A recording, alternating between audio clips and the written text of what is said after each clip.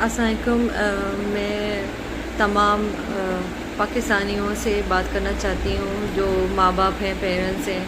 اور جو بہن بھائی ہیں، ان سے بھی میں بات کرنا چاہتی ہوں۔ یہ لوگ جو میری بیٹی سے جا کے باتیں کر رہے ہیں اور اس کے منہ سے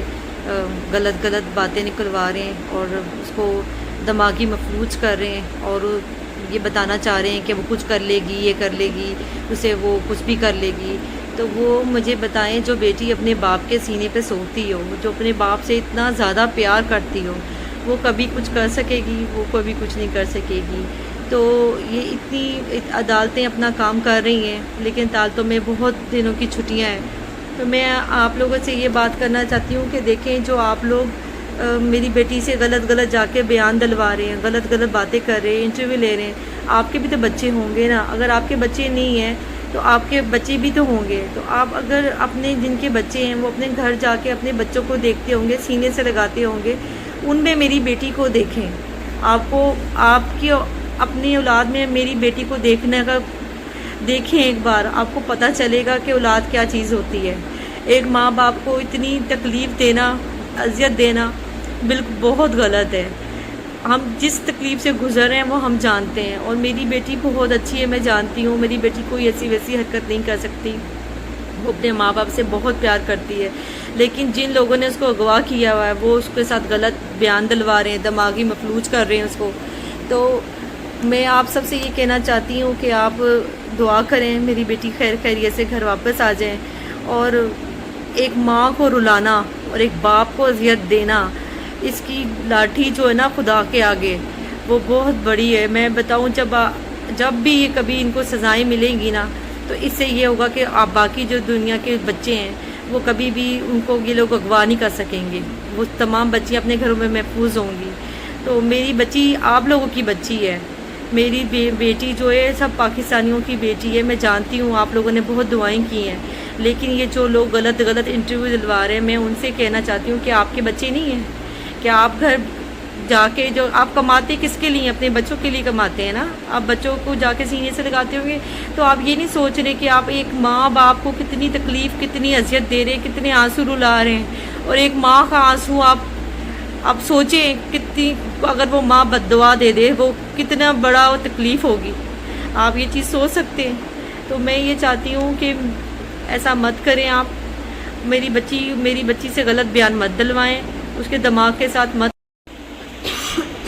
یہ لوگ جو میری بیٹی سے غلط بیان دلوا رہے ہیں، میری بیٹی کو الٹی سیدھی باتیں بتا رہے ہیں، ایک 14 سال کی بچی کو کہ خودکشیاں کیا ہوتی ہیں، یا میں کچھ کر لوں گی، میں یہ کر لوں گی۔ میری بیٹی کو تو پتہ ہی نہیں ہے یہ باتیں کیا ہوتی ہیں، تو یہ میری بیٹی کے منہ سے یہ بات نکلوا کے بول رہے ہیں، بیان دلوا رہے ہیں۔ تو میں آپ لوگوں کو یہ بتا دوں کہ اس کے اگر میری بیٹی کو ذرا سا بھی کچھ ہوا تو اس کی ذمہ دار ظہیر کے پورا خاندان ہوگا، اور جو لوگ انٹرویو لے رہے ہیں، جو میری بیٹی کا جس نے انٹرویو لیا ہے ابھی، جو بھی لے رہا ہے وہ ہوگا، اور میں ان سب کو نہیں چھوڑوں گی، میں ان سب کو کورٹ میں کھینچوں گی۔ میں بتا رہی ہوں آپ سب کو کہ میری بیٹی کو اگر ذرا سا بھی کچھ ہوا تو ظہیر اور ظہیر کی تمام فیملی اور جو سب ان کو سپورٹ کر رہے ہیں وہ، اور جو اینکر جتنے بھی ہیں، ان سب جو لوگ ابھی لے رہے ہیں وہ سب ذمہ دار ہوں گے اگر میری بیٹی کو کچھ بھی ہو جاتا ہے۔ جی ہیلو، السلام علیکم۔ جی یہ جو 2000 کا بھی انٹرویو آیا ہے سما ٹی وی پر، اور انہوں نے بتایا ہے بچی کے سے لوگ فرنٹ نہ ہوں،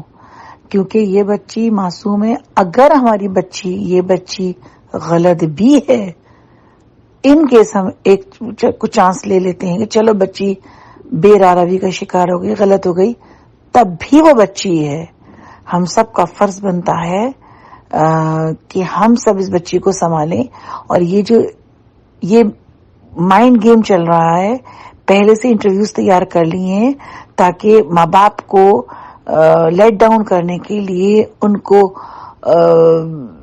پبلک کے سامنے سب کچھ گرانے کے لیے، پبلک کو یہ بتانے کے لیے کہ بچی نہیں چاہ رہی، جج کو یہ بتانے کے لیے، یہ سب مائنڈ گیم چل رہے ہیں۔ اس سے نہ آپ لوگ متاثر ہوئے ہوں اور نہ ہی اس کو اہمیت دیجیے، کیونکہ یہ سب سائیکو طریقے سے یہ مائنڈ گیم کھیلا جا رہا ہے۔ تو بچی کا کوئی وہ نہیں ہے، بچی کو جب تک ان کے انفلوئنس سے نکالا نہیں جائے گا،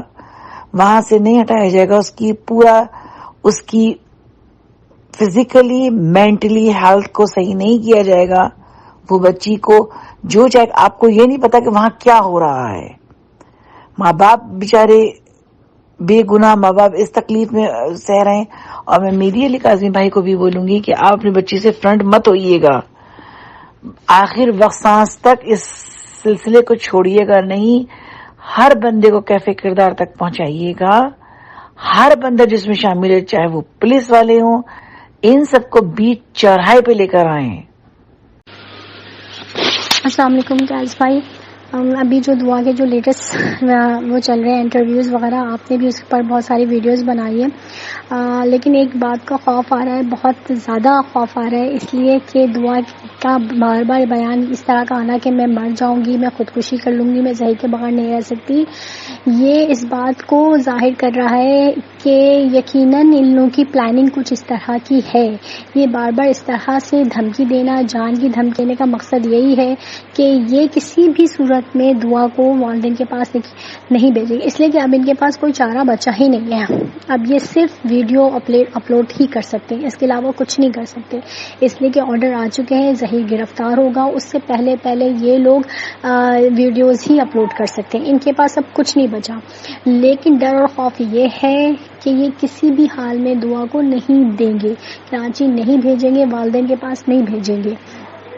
اس لیے کہ انہیں پتا ہے کہ اگر ہم نے کراچی بھیجا، والدین کے پاس یہ دعا پہنچی تو ان کے سارے راز افشا ہو جائیں گے. اور سب سے بڑا ڈر اور خوف یہ لگ رہا ہے کہ یہ لوگ ظہیر کو تو ملک سے باہر نکال دیں گے